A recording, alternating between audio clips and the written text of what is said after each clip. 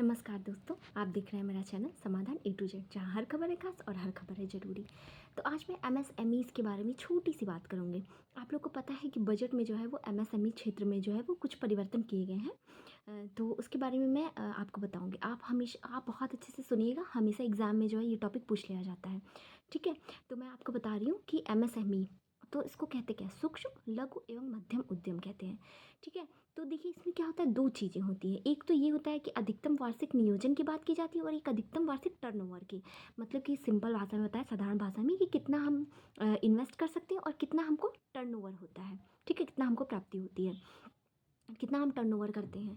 ठीक है? तो अगर हम सूक्ष्म उद्योग की बात करें तो यहाँ पे 1 करोड़ की बात की गई। अगर 1 करोड़ तक का आपका निवेश है तो आप सूक्ष्म उद्योग में आते हैं, और 5 करोड़ का टर्नओवर करते हैं, 5 करोड़ टर्नओवर तक तो जो है ये सूक्ष्म उद्योग में आता है। और दूसरा हो गया लघु उद्योग। लघु उद्योग में क्या, अगर 10 करोड़ तक का आप इन्वेस्ट करते हैं और 50 करोड़ आता है तो ये क्या हो गया, ये हो गया लघु उद्योग। देखिए हम आपको इसको याद करने का आसान सा तरीका बता रहे हैं। देखिए सूक्ष्म उद्योग में क्या है, 1 करोड़, और अगर इसका 5 गुना कर देंगे तो क्या हो जाएगा, टर्नओवर हो जाएगा इसका। ठीक है? लघु उद्योग में कितना है, 10 करोड़, इसका 5 गुना करेंगे तो 10 पचे 50, 50 करोड़ इसका टर्नओवर होना चाहिए।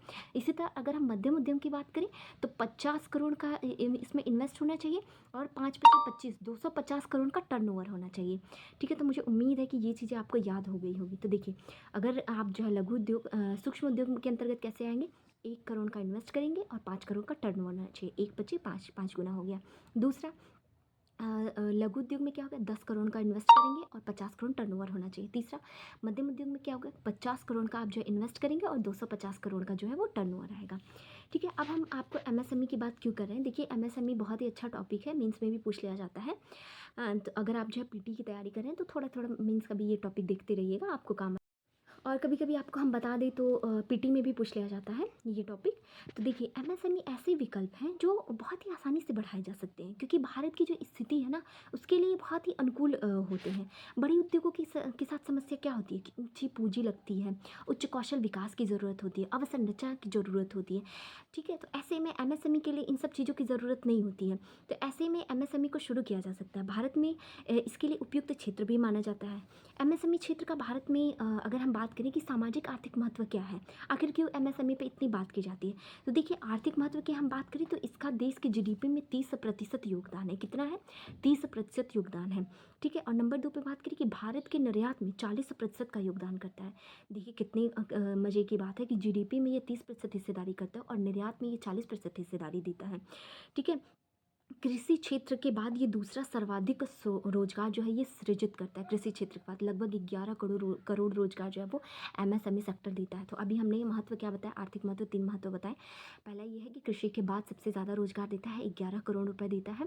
और दूसरा ये है कि जीडीपी में इसकी हिस्सेदारी 30% है, और 40% ये निर्यात में भूमिका बढ़ाता है। ठीक है? तो इसलिए ये आर्थिक महत्व इसका बहुत ज़्यादा है। और अगर सामाजिक महत्व देखें तो ग्रामीण शहरी विभेद को ये कम करता है, अल्पीकृत करता है। ग्रामीण क्षेत्र में ये रोजगार को बढ़ावा देता है, नौकरी देकर ये लोगों को रोक रहा है, प्रवासन की दर को ये कम कर रहा है, जिसके कारण लोग जो है अपने ही घर में, अपने ही गांव में और अपने ही ज़िले में रुके हुए हैं, न कि उनका प्रवास हो रहा है कहीं दूसरे राज्यों में। ठीक है? और शहरों में बड़े लोगों को ये जो है कम जो एक बहुत ही ह्यूज जो है लोग शहरों में जाते हैं उसको भी ये रोक रहा है। लोग जो है शहरों में जाके एक अतिरिक्त भीड़ को नहीं जमा कर पा रहे हैं। तीसरा जो है महिला सशक्तिकरण बहुत ज़्यादा जो है वो बढ़ रहा है इससे। आप लोगों ने न्यूज़ में सुना होगा कि एक लीजल पापड़ की कंपनी जो है, आपको हम बताएं कि 4 ग्रामीण महिलाओं ने मिलकर जो है ये शुरू किया था। और आपको हम बता दें आपको मज़े की बात बताएं कि लीजल पापड़ ये जो शुरू किया गया था 4 महिलाओं के साथ, कई हज़ार महिलाओं को इससे रोजगार मिलता है। ये एमएसएमई ये क्षेत्र है।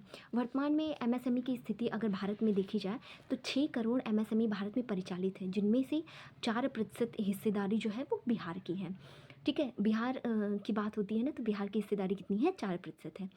बिहार की भी आजीविका सुनिश्चित करने में एमएसएमई क्षेत्र का बहुत बड़ा योगदान है। आपको पता है कि बिहार जो है वो बहुत ही पिछड़े क्षेत्रों में पाया जाता है, बीमारू स्टेट के रूप में इसको देखा जाता है। तो ऐसे में एमएसएमई जो है वो 4% हिस्सेदारी जो है वहाँ से भी देखी जाती है। अब देखिए एक बहुत बड़ी समस्या होती है कि आखिर इसमें समस्याएं क्या हैं। एमएसएमई में भी बहुत समस्याएं देखी जा रही है। तो एमएसएमई क्षेत्र के 95% से अधिक सेटअप जो है वो सूक्ष्म श्रेणी से में पाए जाते हैं। आपको बताएं कि ये जो एमएसएमई में जो इतनी भूमिका है वो ज़्यादातर माइक्रो श्रेणी में ही देखी जा रही है। अधिकांशतः एमएसएमई उद्यम अनौपचारिक है और बिना लाइसेंस के पंजीकरण है। अनौपचारिकों की संख्या जो है यहाँ पे बहुत ज़्यादा है।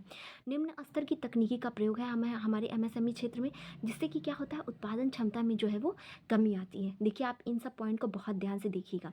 95% जो सेटअप है वो सूक्ष्म श्रेणी में, अधिकांशतः एमएसएमई जो है वो अनौपचारिक है और निम्न तकनीकी का प्रयोग है। यहाँ पे लंबित भुगतान की समस्या यहाँ पे देखी जाती है।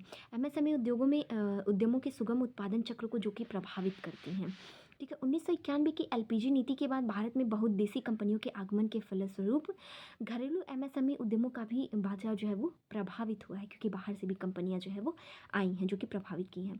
हालिया दौर में भारतीय अर्थव्यवस्था के तेजी से हुए डिजिटलीकरण के फलस्वरूप भी एमएसएमई जो है वो बहुत प्रभावित हुआ है। आप पूछेंगे कैसे, तो देखिए जैसे ई कॉमर्स हो गया, फ्लिपकार्ट हो गया, इन सब चीज़ों से भी एमएसएमई सेक्टर जो है वो हमारा प्रभावित हुआ है। तो ये एक छोटी सी पूरी बात मैंने बताई एमएसएमई के क्षेत्र में। एक बार फिर मैं रिकॉल करा दे रही हूँ कि जो इस बार के बजट में जो है वो नया चेंजिंग हुआ है, तो सूक्ष्म के लिए क्या है, 1 करोड़ से 5। ठीक है, तो ये जो बजट में जो है वो चेंज किया गया है, इसको याद रखिएगा। मेरी ट्रिक से याद करेंगे तो आप कभी नहीं भूलेंगे। तो क्या मैंने बताया था, सूक्ष्म है तो 1 करोड़ उसका इन्वेस्टमेंट होना चाहिए, 5 करोड़ टर्नओवर होना चाहिए। ठीक है, सूक्ष्म हो गया। लघु होना चाहिए, लघु होना चाहिए तो क्या हो गया, 50 करोड़ होना चाहिए, और क्या, सॉरी, 10 करोड़ और 50 करोड़। ठीक है, 1 करोड़ से लेके 5 करोड़ तक, 10 करोड़ से लेके 50 करोड़ तक। फिर हम आते हैं मध्यम जो है वो 50 करोड़ उसका इन्वेस्टमेंट है और 250 करोड़ उसका क्या है, टर्नओवर है। तो मुझे उम्मीद है कि मेरी ट्रिक आप लोग को पसंद आई होगी और सूक्ष्म एमएसएमई सेक्टर के बारे में आपको बहुत सारी जानकारी पता चली होगी। तो ठीक है, धन्यवाद। हम आपसे मिलते हैं नए टॉपिक के साथ।